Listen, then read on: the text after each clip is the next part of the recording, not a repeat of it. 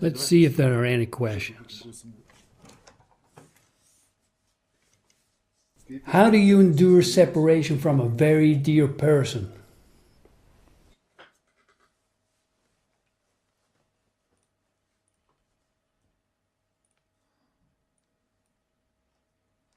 It's the same thing again. So look at how you suffer from it. How is the process of your suffering going? How is it going? There is a strong desire. You're thinking, right? You're thinking about it. Yeah. So you're thinking and thinking, and the more you're thinking, the greater the suffering.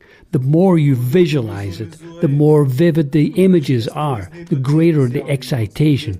The greater the excitation, the more you get the impression that the harder it gets, the worse it becomes. When it's harder, you visualize it still more. You're fantasizing again, creating it, you're thinking about it. But as I say, I can't help thinking about it. If you can't help thinking, then suffer. I don't want to. Well, who's going to put a hand in your head and regulate it for you then? It's the same again. Are you the master of your thoughts, or are the thoughts running around in your head with the doors and windows open? Of course, people will threaten. You'll turn into a robot if you control your thoughts. It's not necessary to be a robot. Why a robot? I let my feelings go where I want and I stop them when I want. But how? It's the same thing again and again. The control of attention. Don't think. Folk wisdom tells you the same thing 1,000 times. Son, they say, don't pay attention any longer. Forget it. What does forget it mean? It means don't think. Easier said than done. So well, easier.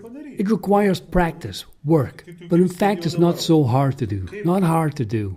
Just as you're sitting here now, you know, how can I stop thinking about it now? Just simply, we've discussed it 100 times.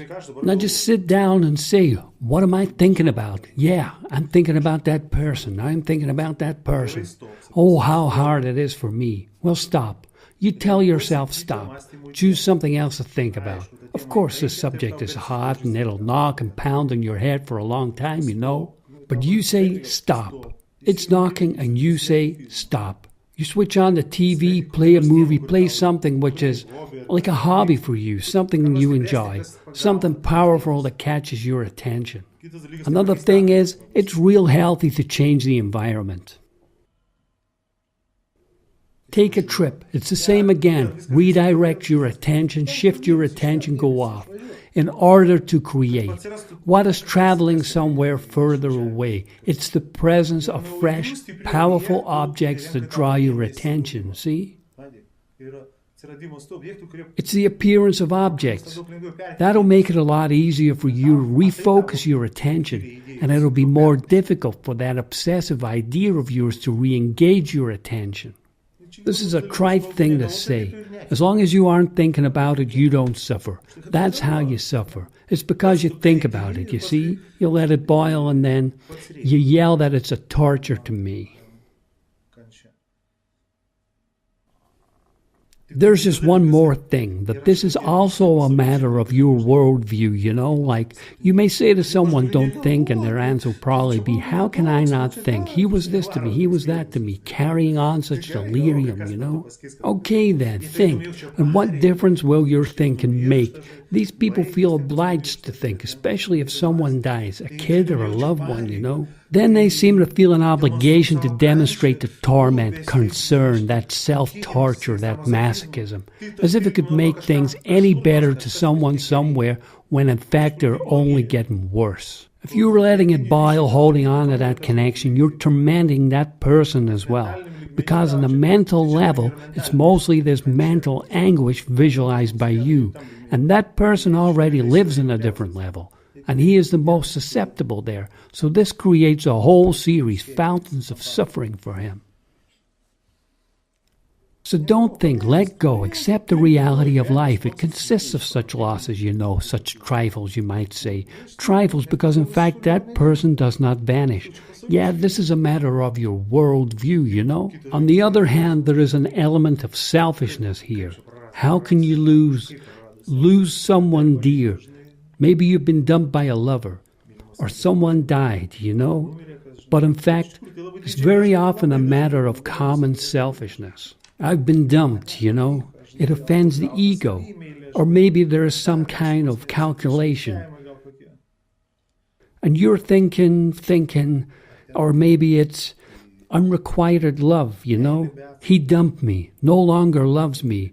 But it's all the same thing. But it requires a lot of willpower and energy.